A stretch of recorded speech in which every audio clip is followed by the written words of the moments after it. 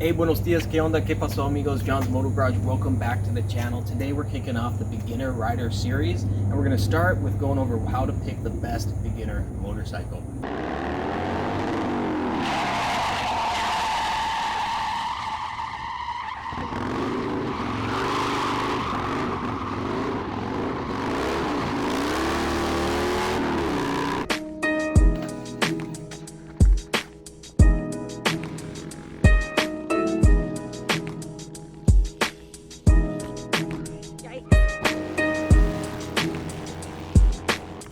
Since starting my channel, I've had tons of people message me asking, hey John, how do you pick the best motorcycle?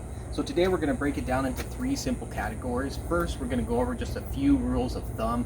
Number two, we're going to go over how to narrow down the options because there's tons of options out there. And then number three, we'll discuss, is it better to buy new versus used? And stay tuned to the very end. I'll go over what my top pick would be if I had to start over today as a beginner rider. All right, so let's start out with a few general rules of thumb. For your first motorcycle, you want something that fits you, not too big, not too small. You don't want to be super tippy-toed.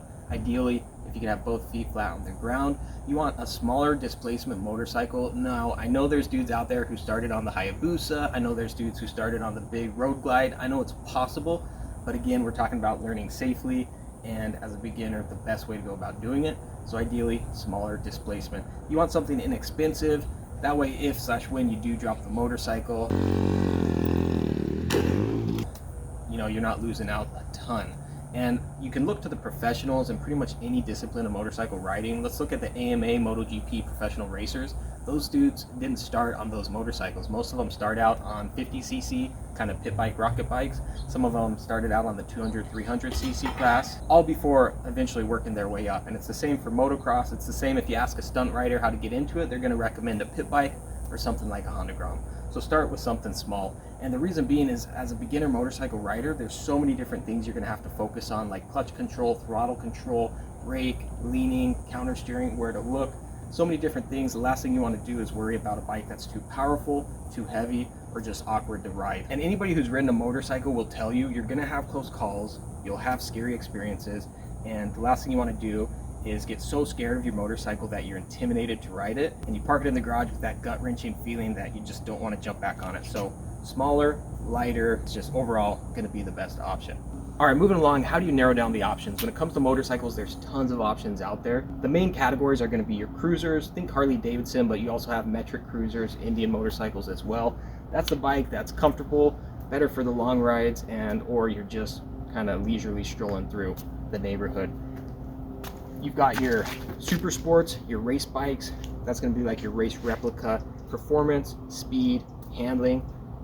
That's the bike for you. Then you've got your naked or standard bikes. Kind of like your sport bike, but a little bit more neutral riding position, not so aggressive. And then over here, you've got like the adventure or dual sport. And that's going to be a more versatile bike, something that can go on-road, off-road, etc. So when you're narrowing down the options, the question you got to ask yourself is, what type of riding are you going to be doing? And based on the riding you're going to be doing, then you can decide which bike is best for you. And with pretty much any category motorcycle, you're going to have your smaller displacement options. And then finally, the big question is, do I buy new or used? 9 times out of 10, I'm going to recommend buy used. And the reason being is, for one, you can typically get bikes for a little bit less expensive on the used market. And odds are, at some point, you'll probably drop that motorcycle. Additionally, you may grow out of it and end up deciding to upgrade at some point down the road. If you can get a bike in the 2 to 3K range with relatively low miles, you can learn to ride on it, put a good chunk of miles on it, and then a year or 2 years down the road, still sell it, get your money back, maybe make a little bit of money, and worst case, you take a little hit. But no matter what, if you go buy a brand new bike, you're gonna take a hit right off the gate. So unless you just have money to burn, I would not recommend going that route. Additionally, some people after buying their first motorcycle realize biking is just not for them. That's why in the dealership you see you've got bikes with 1,500 miles that are a couple years old. People buy them, they realize it's just not their cup of tea, and the bike sits in the garage. So you don't want to dump a ton of money into something if you're not 100% certain it's for you.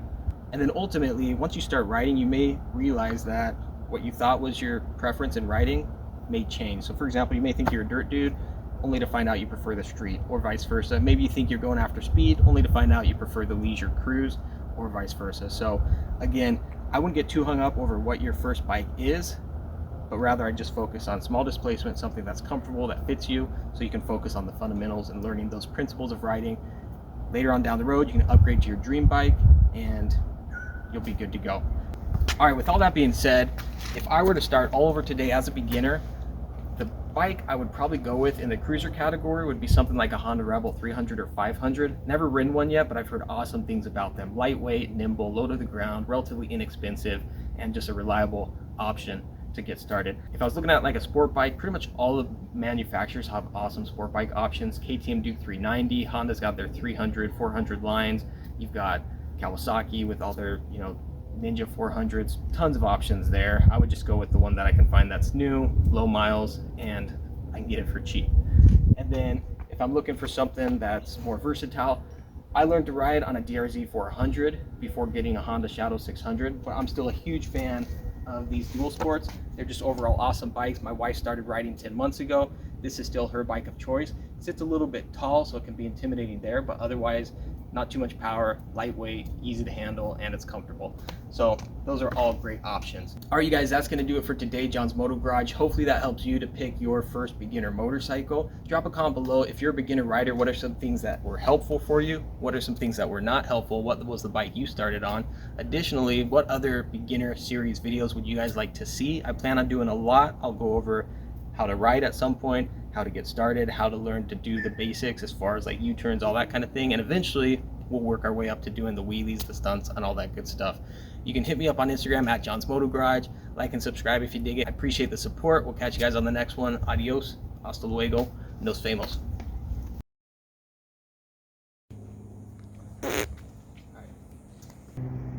Hey, buenos dias, ¿qué onda? Oh, God.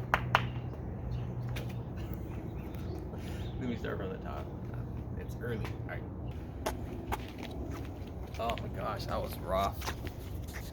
Shout out to my camera lady, Jackie. Happy B-Day. Thanks. All right, dude.